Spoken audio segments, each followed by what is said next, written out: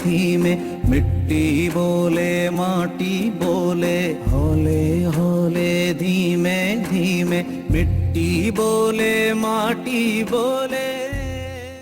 दोस्तों, पोषण की शुरुआत होती है वो कहां से होती है? जब बच्चा पैदा होता है तब माँ उसे दूध पिलाती है और वहीं से पोषण की शुरुआत होती है। और दुनिया भर में माना जाता है कि माँ का दूध जो है वो बच्चे के लिए सबसे सुरक्षित है। हमारे साथ इस वक्त हैं डॉक्टर रश्मि सांघी, जो IIT कानपुर में रिसर्च साइंटिस्ट हैं और जिन्होंने माँ के दूध को लेकर एक बहुत अहम रिसर्च की है। रश्मि जी, मुझे बताइए कि माँ के दूध को लेकर आपकी रिसर्च, आपकी टेस्टिंग में क्या सामने आया? एंड जितना मैंने सोचा था, मैं बिल्कुल शॉक्ड। एक एंडोसल्फान और क्लोरोपाइरीफॉस, इस तरह के कुछ पेस्टिसाइड्स हैं जी। तो एंडोसल्फान करीब 800% ज्यादा मिला उस माँ के दूध में। 800%? जी। और करीब करीब 400% क्लोरोपाइरीफॉस, जो मतलब जो अलाउड लिमिट है, ADI आपका अलाउड, उससे 400% ज्यादा, और दूसरा 800% ज्यादा। तो ये तो बहुत शॉकिंग बात है। बहुत शॉकिंग है। तो ये मतलब बच्चा पी रहा है जो माँ का दूध, ये माँ के दूध से बच्चे को जा रहा है। और ये माँ के दूध में इसलिए आ रहा है क्योंकि माँ जो है, जो सब्जियां फल खा रही है, उससे उसको, जी हाँ, उसमें पेस्टिसाइड है। जी हाँ। दोस्तों, पेस्टिसाइड एक अंग्रेजी शब्द है और आम जबान में अगर मुझे इसको समझाना पड़े तो वो ये है कि पेस्ट यानी कीड़े और पेस्टिसाइड यानी कीड़े मारने की दवा। अब हम इसको कहते तो दवा है, लेकिन दरअसल ये जहर है जो कीड़ों को मारता है। जैसे आपने घर में सुना होगा कि चूहे मारने की दवा या कॉकरोच मारने की दवा। अब ये दवा से चूहे या कॉकरोच की सेहत अच्छी नहीं होती, बल्कि वो उसे खाने के बाद मरता है। इसलिए ये समझना बहुत जरूरी है कि ये दवा नहीं, जहर है। आइए अब मैं आपको ले चलता हूं कासरगोड, जहां करीबन 25 सालों तक इसी एंडोसल्फान नाम के पेस्टिसाइड की हेलीकॉप्टर से स्प्रेइंग की गई थी। देखते हैं वहां पर एंडोसल्फान का क्या असर हुआ। केरल सरकार ने कासरगोड जिले की उपजाऊ जमीन पर काजू की खेती करना शुरू किया। सन 1976 से काजू के पेड़ों को कीट से बचाने के लिए एंडोसल्फान नाम के एक कीटनाशक का छिड़काव शुरू किया गया। कासरगोड जिले की 15,000 एकड़ जमीन पर हेलीकॉप्टर से यह जहर छिड़का गया। ईश्वर की धरती पर यह जहरीली बारिश लगातार 25 साल चली। लाखों लीटर एंडोसल्फान यहां की जमीन पर ही नहीं, लोगों की रगों में भी उतर गया। जिंदगी मौत से बदतर हो गई। 5,000 से ज्यादा लोग इस जहर से तबाह हुए। जन्म के 13 दिन बाद तक इसे वेंटिलेटर पर रखना पड़ा। हाथ पांव ने कभी काम किया ही नहीं। ये पहले देख सकता था, अब बिल्कुल नहीं। दर्दनाक मौत के खौफनाक मंजर, जिसे देखकर रूह कांप उठे। कासरगोड जिले के एक छोटे से कस्बे में पिछले 30 सालों से इस जहर से पीड़ित लोगों का इलाज कर रहे हैं डॉक्टर मोहन कुमार।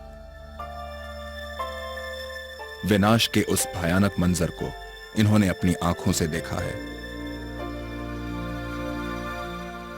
मैंने जब कासरगोड में डॉक्टरी शुरू की, तब मैंने देखा कि ज्यादातर सभी घरों में ऐसे पेशेंट थे जो एक लंबे अरसे से बीमार थे। क्रॉनिक पेशेंट्स थे। Cancer, neurological problem, cerebral palsy, दिमाग का लकवा, मानसिक बीमारियां, मिर्गी के दौरे, बच्चों में विकलांगता। एक दूसरी चीज, महिलाओं में मिसकैरेजेस यानी गर्भपात। ऐसा भी हुआ है कि एक ही महिला का 10 बार गर्भपात हो गया। 10 बार? मैं एक बात और कहना चाहूंगा, इस जहर ने इंसान ही नहीं, जानवरों को भी नहीं बख्शा। उस इलाके के पशु पक्षी, जीव जंतु, मेंढक, मछलियां सभी खत्म। महाराष्ट्र के नासिक जिले के अंगूर देश भर में मशहूर हैं। ताजे ताजे और रस भरे अंगूर देखते ही मुंह में पानी आ जाता है। लेकिन जो किसान इन अंगूरों को उगा रहा है, वो इन्हें नहीं खाएगा। 6 साल पहले मुझे मुंह में छाले हुए थे। उस टाइम अंगूर का सीजन था, तो मैं रोज अंगूर खाता था। हम अंगूर की खेती के केमिकल स्प्रे करते हैं, तो फिर मैंने मेरे खेती का अंगूर खाने बंद कर दिया। तो मेरे मुंह के छाले बिगर दवा वो अच्छे हो गए। फिरोजपुर पंजाब के सुरेंद्र राजपूत दुनिया भर को पेस्टिसाइड्स बेचने वाले खुद बिना केमिकल के खेती करते हैं। वलसाड़ गुजरात के नीलेश देसाई भी अपने और अपने परिवार के लिए अलग से अन्न उगाते हैं। जो ड्रम में डालते हैं दवा, वो ड्रम 1 साल तक उसकी स्मेल इसमें रहती है। तो वो तो ड्रम है प्लास्टिक का, तो आदमी पे तो असर हो ही गया नहीं उसका। घर के वाली में नहीं डालते हैं, वो बारिश से पहले हम निकाल लेते हैं। वो माल हम हमारी रिश्तेदारी में ही देते हैं, और जो कमर्शियल आता है वो सब मार्केट में जाता है। इस जमाने में तो कोई भी वस्तु दिखावा पे चलता है, बढ़िया लगा ले लो, वो कैसा है वो दिखता नहीं है। जब कमर्शियल बात आ जाती है तो सामने वाला मर जाए तो अभी कोई सोचता नहीं है। दोस्तों, इस वक्त मेरे साथ मौजूद हैं कविता कुरुगंती। मुझे बताइए कि हिंदुस्तान में ये पेस्टिसाइड के इशू को लेकर या केमिकल फार्मिंग के इशू को लेकर क्या-क्या समस्याएं हैं? पहला मुद्दा ये है कि हमारे देश में कई सारे ऐसे पेस्टिसाइड्स हैं जो बाकी देशों में बैंड है, और कहीं वो अलाउड ही नहीं है, वो सिर्फ इंडिया में चलते हैं। ऐसे 2001 में उन्होंने पाया है कि 61% ऑफ द सैंपल्स वो प्रदूषित थे, और उसमें से लगभग 11% जो सरकार एक लिमिट को सेट करती है कानूनन, उससे ज्यादा इनमें पाए गए हैं। उसके बाद इस देश में एक जॉइंट पार्लियामेंट्री कमिटी भी सेटअप की गई थी। उसके बाद के जो सरकार के आंकड़े हैं बहुत कम दिखाने लगे कि अब प्रदूषित नहीं है और लीगल लिमिट है, उससे ज्यादा वाले सैंपल्स बहुत कम है, सिर्फ 2% है। मगर आप देखेंगे 2003 में ही IARI जो सरकार का एक प्रीमियर एग्रीकल्चरल रिसर्च इंस्टीट्यूट है, उन्होंने ये जांच करके बताया कि उनके सभी सैंपल्स कंटामिनेटेड है, सब पूरे उनके सैंपल्स प्रदूषित है। मगर सबसे इम्पोर्टेंट बात ये है कि हम कॉकटेल ऑफ पेस्टिसाइड से एक्सपोज्ड है। इसका मतलब है जो खा रहे हैं एक पेस्टिसाइड नहीं है, अलग अलग पेस्टिसाइड्स मेरे अंदर जा रहे हैं। वो एक का असर एक होता है, दूसरे का दूसरा होता है, लेकिन जब 10-25 अंदर होते हैं तो वो सब मिलके वो हमारे शरीर में क्या उधम मचा रहे हैं उसका हमें बिल्कुल अंदाजा नहीं है। Centre for science and environment बोल के दिल्ली का एक ग्रुप है, उन्होंने एक छोटा सा एक्सरसाइज किया कि अगर हम सीमा के नीचे भी अगर अवशेष पाते हैं और ऐसा दिन भर कम अवशेष वाला खाना भी खाते हैं, क्या वो हमारे लिए ठीक है क्या? और उन्होंने ये पाया है कि एक पूरे दिन में आपका एवरेज डाइट जो होता है, जो आप एक दिन में खाएंगे तो एक दिन में जो एक्सेप्टेबल डेली इनटेक बोल के एक मापदंड होता है, उससे 400% ज्यादा, 500% ज्यादा हम लोग अंदर ले रहे हैं। ये बहुत जरूरी है लोगों को समझना। जो लिमिट तय किया गया है हर सब्जी के लिए, हर चीज के लिए, उसके अगर अंदर भी हम रहें और वो खाना खाएं जिसमें वो लिमिट के अंदर है वो पेस्टिसाइड, जब दिन भर में हम खाना खा लेते हैं कि सब्जी भी खाई, रोटी भी खाई, चावल भी खाया, दाल भी खाया, दूध भी पिया, तो उसमें जो टोटल पेस्टिसाइड है वो दिन भर का जो लिमिट होता है उससे 400% ज्यादा है। और यही मतलब ये सबसे बड़ी फिक्र की बात है। और जो पेस्टिसाइड जिस कीड़े को मारने के लिए इस्तेमाल कर रहे हैं उसमें 1% से भी कम उसके ऊपर जाके गिरता है। बाकी जो 99% से ज्यादा पेस्टिसाइड जो है, जो जहर है, वो हमारे ही पर्यावरण में, हमारे जमीन में, हमारे पानी में, हमारे खाने में, हमारे हवा में और हमारे अंदर ये सब जा रहे हैं। और कोई ये नहीं कह सकता है कि ये जो 99% है उसका असर कुछ नहीं होगा, ये सही नहीं है। मतलब जो चीज इतनी खतरनाक है उसके 1% से कीड़ा मर सकता है, तो जाहिर है वो खतरे की चीज है और उसका बहुत ही खतरनाक असर होगा हर चीज पे। डॉक्टर काबरा, बताइए आपकी रिसर्च में क्या सामने आया? जयपुर के अंदर जितने भी महिला चिकित्सालय हैं उनके अंदर हमने स्टडी करी कि बच्चा जब जन्मता है तो जन्म के समय उनके अंदर कुछ विकृतियां होती है, जिसमें कि मस्तिष्क विहीनता, माने बच्चा जन्मा और उसके दिमाग ही नहीं डेवलप हुआ, पूरे ऊपर से खोपड़ी खुली रहती है, दिमाग बना हुआ नहीं रहता है। इसका पेस्टिसाइड के साथ क्या संबंध है? हमें मालूम है कि ये फोलिक एसिड एक विटामिन होता है, तो फोलिक एसिड की कमी के कारण से ये होता है। अच्छा, अब सवाल ये था कि इन महिलाओं के अंदर कमी क्यों हो रही है? तो कुछ कीटनाशक होते हैं जो फोलिक एसिड रोधक हैं, फोलिक एसिड को खत्म करते हैं, और ये पेस्टिसाइड्स हमारे एनवायरनमेंट में से उन महिलाओं को मिल रहे थे। जैसे राजस्थान के अंदर उस टाइम हमने जब स्टडी करी थी तो हमने देखा था कि एक साल के अंदर कम से कम भी 5000 ऐसे बिना दिमाग वाले मस्तिष्क विहीन बच्चे पैदा होते हैं खाली राजस्थान के अंदर। आप कुछ तस्वीरें भी लाए हैं जो हम दर्शकों को दिखाना चाहेंगे। ये तस्वीरें, ये देखिए, मस्तिष्क विहीन बच्चा है, जिसका दिमाग बिल्कुल नहीं बना है, दिमाग बाहर निकला हुआ है। दूसरी जो तस्वीर जिसको कि मेनिंगोमाइलोसिल कहते हैं, इसके अंदर नीचे का जो भाग है वो खुला हुआ है, रीढ़ की हड्डी का भाग खुला हुआ है और इस बच्चे का नीचे का भाग पूरा का पूरा पैरालाइज्ड है, लकवाग्रस्त है पूरा का पूरा।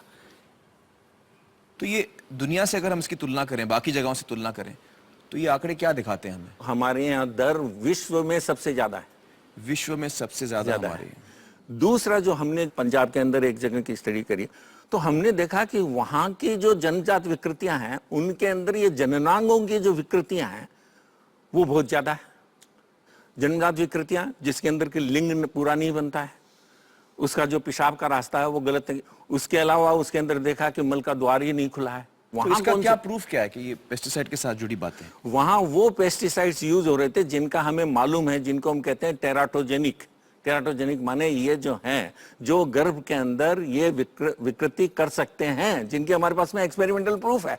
और हमने देखा कि वहां के जो आज वो एरिया था उसमें ये इस्तेमाल हो रहे थे, उसमें ये इस्तेमाल हो रहे हैं वहां। और वो एरिया था जहां पर कि अभी हम सारी हरी सब्जियों की और इनकी बात कर रहे थे, वो एरिया था जहां पर कि सब्जियां उगा करके और दिल्ली तक भेजी जाती है।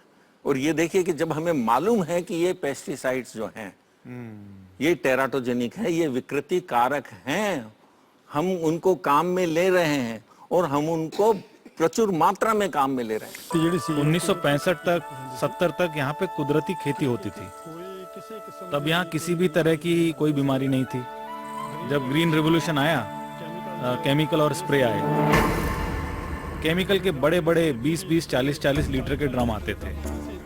मैं देखता था कि लोग केमिकल्स की बोरियां कंधों पे, गाड़ियों में, ट्रकों में भर भर के लाते थे।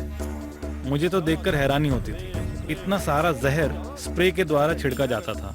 मुझे तो तभी यकीन हो गया था कि ये जहर सबको मार देगा, कोई नहीं बचेगा। इतनी सारी स्प्रे अनाज पे होगी तो नुकसान ही होना है। किसी को मालूम नहीं था कि इसका जमीन पर, फसल पर, दूध पर क्या असर हो रहा है।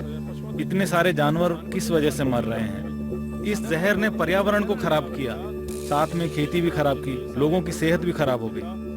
आजकल मेले अस्पताल में लग रहे हैं। मैं अपने गांव की बात बता रहा हूँ। 45 लोग कैंसर से मर चुके हैं। इससे बड़ा क्या सबूत हो सकता है? देखिए जी, मैं कोई साइंटिस्ट नहीं हूँ, मैं तो एक साधारण किसान हूँ, लेकिन मैं जो ये तबाही देख रहा हूँ उसके जिम्मेदार ये पेस्टिसाइड और केमिकल ही हैं। आखिर इतनी भारी मात्रा में ये जहरीले पेस्टिसाइड्स क्यों छिड़के जा रहे हैं?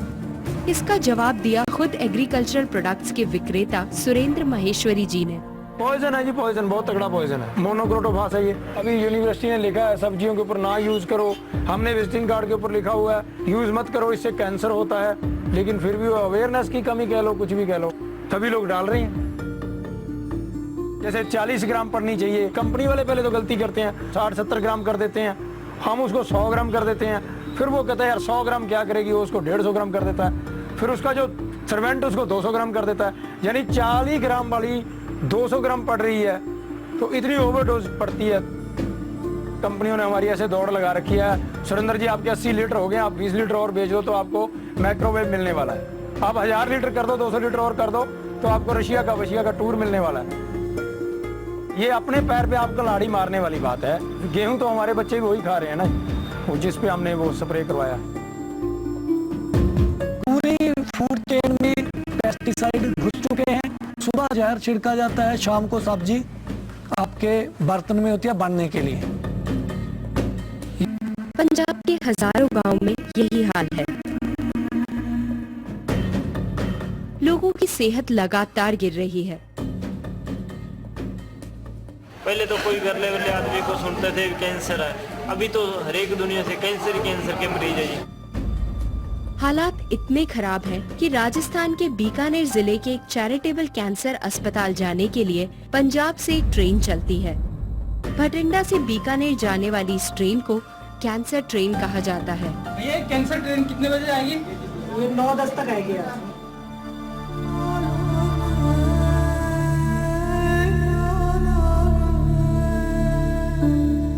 पूरी कार्डी में कैंसर के मरीज होते हैं, मतलब कि जब हम रिजर्वेशन कराते हैं तो उसमें बहुत ज़्यादा सीरियस मरीज होते हैं, वो भी कैंसर के होते हैं। कोई उसमें मतलब कि जॉब वाला आदमी नहीं होता, कोई NRI नहीं होता, कोई मतलब कि नौकरी पेशे से नहीं होता।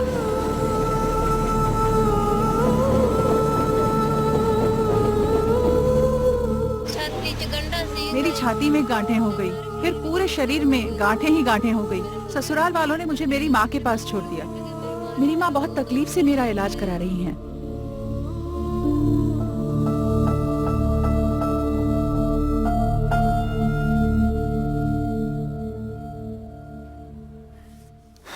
ये जो कॉमन आदमी है, आम जनता can they afford to have buy organic food?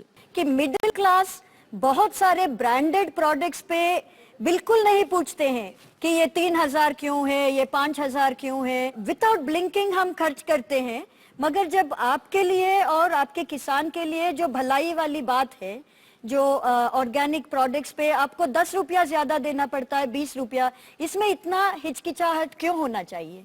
I think we should come forward, we should come forward. सही बात है, बिल्कुल सही कहा। और जब आप उसको खरीदना शुरू करेंगे तो किसान उसको और ग्रो करना शुरू करेगा। ये जो करवट है सोसाइटी की तभी होगी, ये करवट हमसे शुरू होगी। तो ये हमको पहल करनी है, इस करवट में हमको शुरुआत करनी है।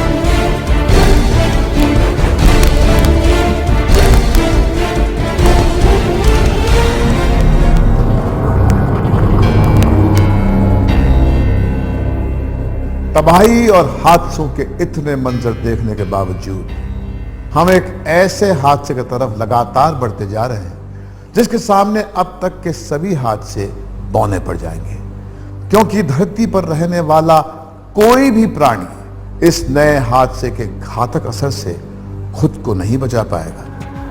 तेजी से अपने कदम फैलाता यह नया हादसा बीमारियों से लड़ने की हमारी ताकत को ही खत्म कर सकता है। दिमाग, लिवर, किडनी, दिल और आंतों जैसे हमारे कई महत्वपूर्ण अंग इस नए हादसे की चपेट में आ सकते हैं। ऐसी कई नई बीमारियां पैदा हो सकती हैं जिनके बारे में अभी हमें कुछ भी नहीं पता है। यह नया हादसा किसी डरावनी फिल्म की कहानी का कोई हिस्सा नहीं है।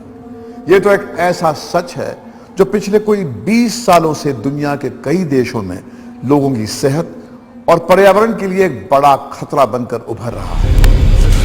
भारत के लोगों की सेहत और उनका खाना इस नए हादसे का अगला निशाना है। भूख हम सबको लगती है और जिंदा रहने के लिए हम सभी को खाना खाना पड़ता है, लेकिन शायद ही कभी आपने ये सोचा हो कि जो खाना हमें जिंदा रखता है, अगर वो ही हमारी जान का दुश्मन बन जाए तो क्या होगा।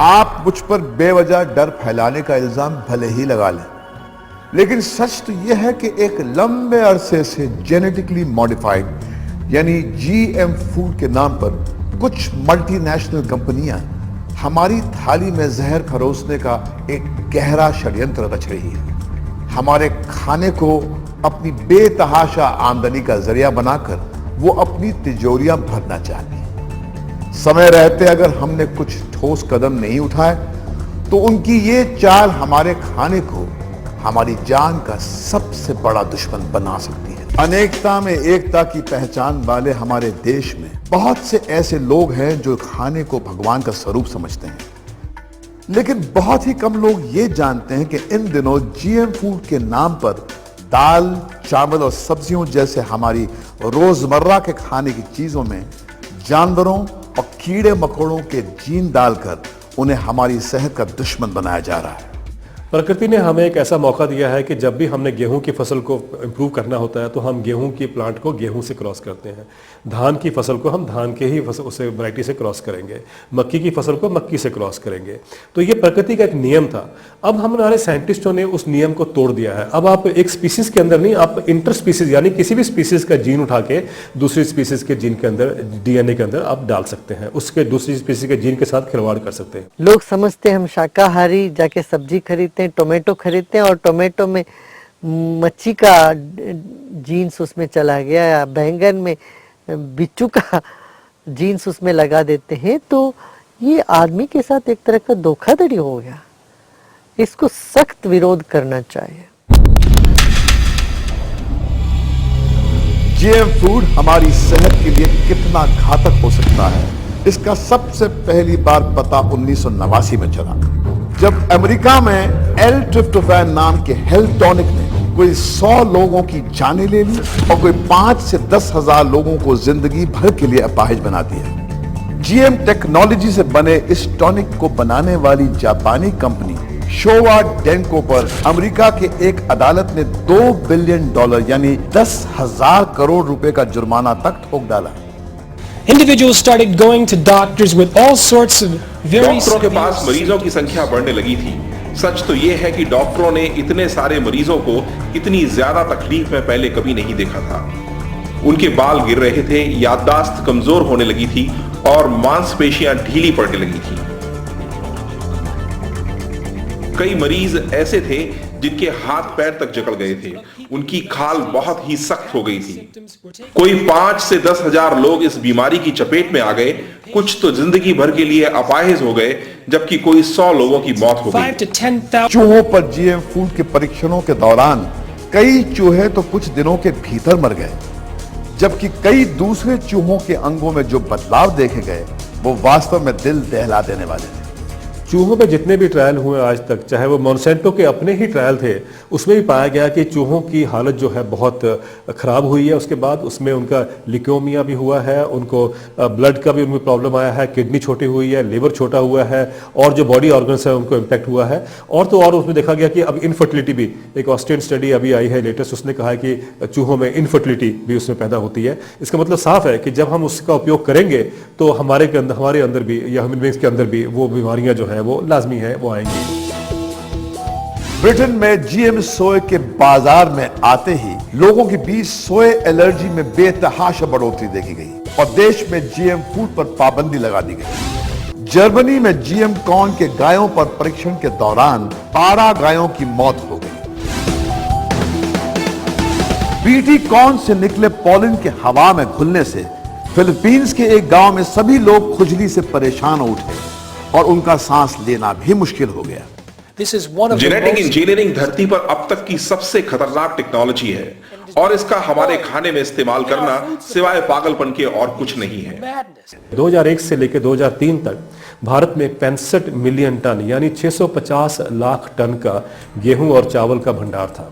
और ये 650 लाख टन कितने होते हैं ये समझने के लिए एक एनालिसिस हुआ कि एक बोरी अनाज के ऊपर एक बोरी अनाज रखें, उसके बाद ऊपर एक और बोरी रखें। अगर आप इस तरीके से आप 65 मिलियन टन यानी 650 लाख टन को स्टैक करते तो आप चंद्रमा पर जा सकते थे। इतना अनाज हमारे देश में था और उसके बावजूद भी 32 करोड़ लोग जो है वो भूखे सोए। इसका मतलब स्पष्ट है कि पैदावार बढ़ने से भूख नहीं मिटती है। और अगर यही कंपनियां जो आज कह रही है कि हम देश के लिए या भारत के लिए ऐसी क्रॉप्स लेके आ रहे हैं जिससे पैदावार होने से भूख मिटेगी, तो जब ये हमारे पास अनाज था और दूसरी तरफ भूखे थे तो ये कंपनियां कहाँ थी? हम अभी डीएनए की भाषा को नहीं समझते हैं। बेहतर होगा कि इंसानों की आंतों में जहर घोलने की बजाय जीएम टेक्नोलॉजी पर प्रयोगशालाओं में एक लंबे समय तक रिसर्च की जाएगी।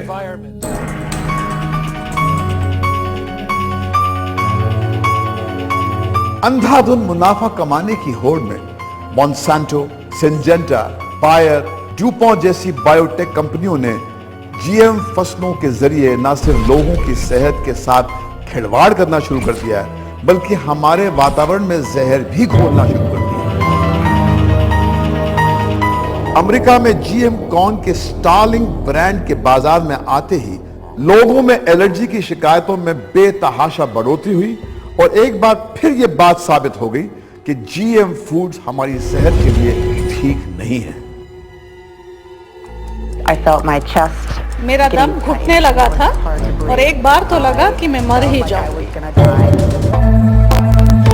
यूरोप के देशों ने शुरू में जीएम फसलों का बड़ा गर्मजोशी से स्वागत किया, लेकिन गायों में दूध को बढ़ाने के लिए जीएम टेक्नोलॉजी से बनाए गए बोवाइन ग्रोथ हार्मोन के इंजेक्शन से प्रोस्टेट कैंसर के फैलने की खबरों ने उनके पांव तले जमीन ही खिसका दी।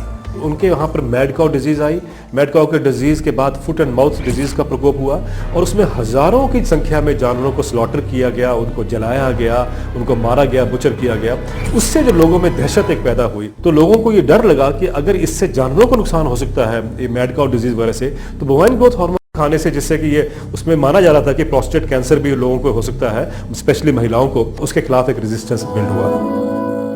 बोवाइन ग्रोथ हार्मोन के इस्तेमाल पर पाबंदी तो लगा दी गई, लेकिन पूरे यूरोप में लोग जीएम फूड्स के खिलाफ सड़कों पर उतर आए और अपनी सरकारों को उन्होंने जीएम फूड्स पर पाबंदी लगाने के लिए मजबूर कर दिया। जीएम फूड्स के विरोध ने आम लोगों और किसानों के बीच एक ऐसी एकजुटता पैदा कर दी जिसकी मिसाल मिलना मुश्किल है। स्विट्जरलैंड में तो लोगों ने एक रेफरेंडम के जरिए सरकार को देश में जीएम फसलों के उत्पादन और जीएम फूड्स की बिक्री पर पूरी तरह रोक लगाने पर मजबूर कर दिया। एक ऐसे समय जब दुनिया के कई देश जीएम फसलों और जीएम फूड्स के लिए अपने दरवाजे बंद कर रहे हैं, वहीं भारत में दर्जनों की संख्या में फसलों और सब्जियों में तरह तरह के जीन डाले जा रहे हैं। इसकी सिर्फ एक ही वजह है और वो ये कि देश के ज्यादातर लोग ये भी नहीं जानते कि जीएम फूड्स क्या हैं और उनकी सेहत पर इनका क्या असर पड़ सकता है। जेनेटिकली मॉडिफाई नहीं, मैंने कभी नहीं सुना। ज़्यादा तो पता नहीं है इसके बारे में कुछ। I don't even know whether it is good or bad. We don't have any other option, then we got to use it. It's very bad. And we're still alive. We have some clues. वो food होते हैं जो laboratory में produce होते हैं, कुछ होता है। I really don't know exactly. लोगों को जीएम फूड के बारे में अभी कुछ भी नहीं पता है। सरकारों को भी नहीं मालूम कि जीएम फूड्स क्या है। इसके बावजूद भी हम जीएम टेक्नोलॉजी को लोगों की जिंदगी के साथ खिलवाड़ करने की छूट दे रहे हैं। Food production and massive implications for consumption.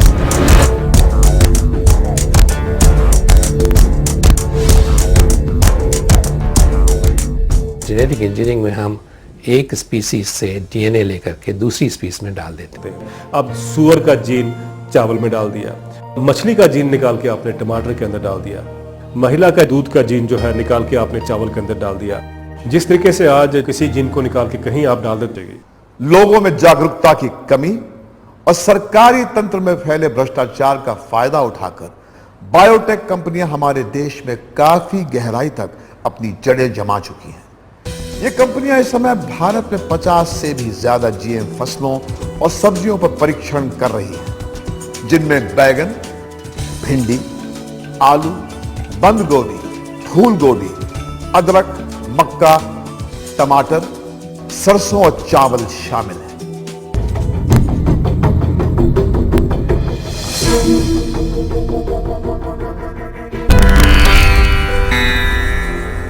यूं तो बीटी कॉटन अभी एक अकेली ऐसी जीएम फसल है जिसे भारत में कमर्शियल तौर पर लगाने की इजाजत दी गई है, लेकिन इसके अब तक के परिणाम बहुत ही भयंकर साबित हुए हैं। बीटी कॉटन के बारे में बढ़ा चढ़ाकर किए गए वादों के खोखला साबित होने से देश में हजारों किसान आत्महत्या कर चुके हैं, जबकि इसके संपर्क में आने वाले सैकड़ों लोग त्वचा के ऐसे रोगों से जूझ रहे हैं जिनकी पहले किसी को कोई जानकारी नहीं थी।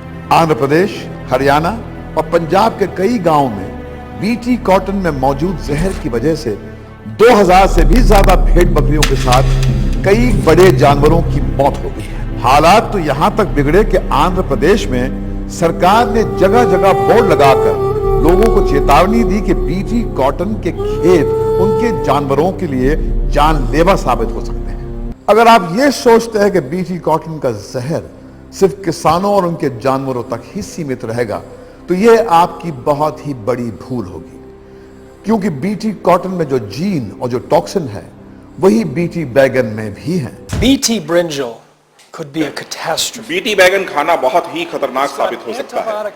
इसमें एक ऐसा जीन है जो एंटीबायोटिक दवाओं को बेअसर करके नई बीमारियां पैदा कर सकता है। खाने को पचाने में मदद करने वाले बैक्टीरिया का सफाया करके ये हमारी आंतों को पेस्टिसाइड बनाने की फैक्ट्री में बदल सकता है। अगर आप बीटी बैंगन को एक शीशे के जार में रखें और उसके अंदर कुछ शूट बोरर कीड़े डालें तो आप देखेंगे कि वो कीड़े जो है वो मर जाते हैं। वही बीटी बैंगन जब हम खाएंगे तो हमारे शरीर के अंदर क्या होगा, इसके हमें सोचने की बहुत बड़ी जरूरत है। हमारी सरकार भले ही ये दावा करे कि उसने अभी तक देश में किसी भी तरह के जीएम फूड को बेचने की इजाजत नहीं दी है, लेकिन उसके इस दावे पर हम यकीन करें तो कैसे करें, खास तौर पर यह जानते हुए कि ज्यादातर अमेरिकी ब्रांड्स जेनेटिकली मॉडिफाइड होते हैं और इसके बावजूद उन्हें हमारे बाजारों में बिना किसी रोक टोक के बेचा जा रहा है। इस बात में कोई शक नहीं कि भारत के लोग काफी समय से जेनेटिकली मॉडिफाइड फूड यानी जीएम फूड खा रहे हैं। ये पेप्सिको इंटरनेशनल के डोरिटोस कॉर्न चिप्स है जिनको हमारे देश में बेचने की इजाजत नहीं मिलनी चाहिए क्योंकि इनमें जीएम कॉर्न है। मई 2008 में जर्मनी के लैब में जब डोरिटोस चिप्स की जांच की गई तो ये बात साफ हो गई कि इनमें जीएम कॉर्न की वो वैरायटी है जिसे हमारे लीवर और किडनी को नुकसान पहुंचता है और इसीलिए यूरोप के कई देशों ने इस जीएम कॉर्न पर बैन लगाया है। सबसे ज्यादा दुख की बात तो यह है कि हमने अपने स्वास्थ्य मंत्री और जीईसी को तुरंत इसकी जानकारी दी थी। 8 महीने बीत चुके हैं और डोरिटोस अभी भी खुले तौर पर अपने बाजारों में बिक रहे हैं। भारत में इन चीजों को इंपोर्ट करने और उन्हें बेचने की अनुमति नहीं है, फिर भी यहाँ उन्हें बिना किसी रोक टोक के बेचा जा रहा है। सरकार ने देश में जीएम फसलों और जीएम फूड्स को मंजूरी देने के लिए जेनेटिक इंजीनियरिंग अप्रूवल कमेटी यानी जीईएसी का गठन तो किया है, लेकिन वो बहुराष्ट्रीय कंपनियों के हाथों में एक कठपुतली बनकर रह गई। इसी का नतीजा है कि आज हमारे बाजारों में जीएम फूड्स खुलेआम बिक रहे हैं। GM foods were introduced in 1996. Between 94 America में 1996 में जीएम फूड्स की शुरुआत हुई। 1994 और 2000 के बीच खाने से जुड़ी बीमारियों में 2 गुने का इजाफा हुआ। जीएम सोए के आने के बाद के 5 सालों में एलर्जी की शिकायतों में बेतहाशा बढ़ोतरी हुई। अमेरिका में एक सर्वे में लोगों से पूछा गया कि क्या उन्होंने कभी जीएम फूड खाया है। 60% का जवाब था नहीं, जबकि 15% ने कहा पता नहीं। इसलिए कहना होगा कि अमेरिका में 75% लोग तो ये भी नहीं जानते कि वो जीएम फूड्स खाते हैं।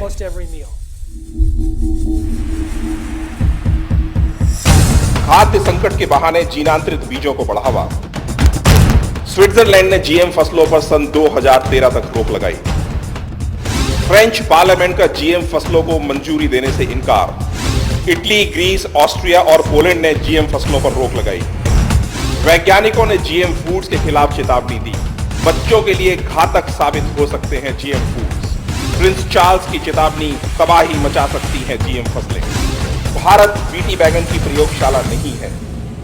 आज तक इतिहास में जितने भी हादसे होते आए हैं, चाहे वो सुनामी का हो, चाहे वो 26/11 का हो या 9/11 का हो या हिरोशिमा का हादसा हो, डिजास्टर हो या अर्थक्वेक या जो भी फ्लड्स की बात हम करते हैं, वो सारे के सारे इसके मुकाबले में कहीं स्टैंड नहीं कर पाएंगे जो हादसा हम जेनेटिकली मॉडिफाइड क्रॉप से दुनिया का कर सकते हैं। यही एक समय है आपके पास आपकी आवाज को बुलंद करने का।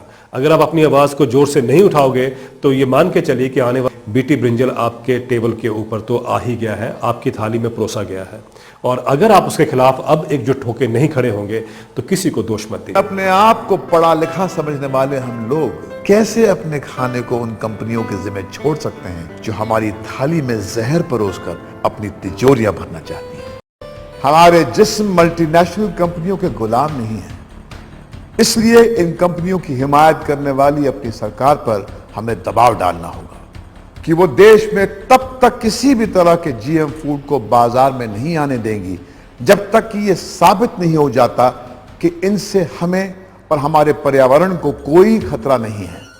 सवाल सिर्फ हमारी सेहत का ही नहीं बल्कि हमारे पूरे अस्तित्व का है, जो जीएम फूड्स की वजह से खतरे में नजर आने लगा है।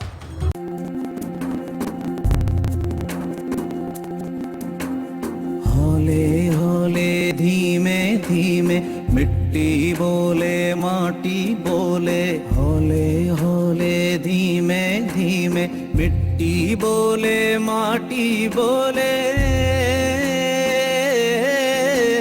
गीत बोने थे तुम्हें, गीत बोने थे तुम्हें, बो दिए क्यों लाल शोले। हौले हौले धीमे धीमे मिट्टी बोले माटी बोले। घर के आंगन में कहां से ये लपट सी आ गई, खिड़कियों की थी वो रौनक धूप अब कहां गई। हो क्यों हवा है रूठी रूठी, क्यों हवा है रूठी रूठी, शाख गुमसुम क्यों ना डोले। हौले हौले धीमे धीमे मिट्टी बोले माटी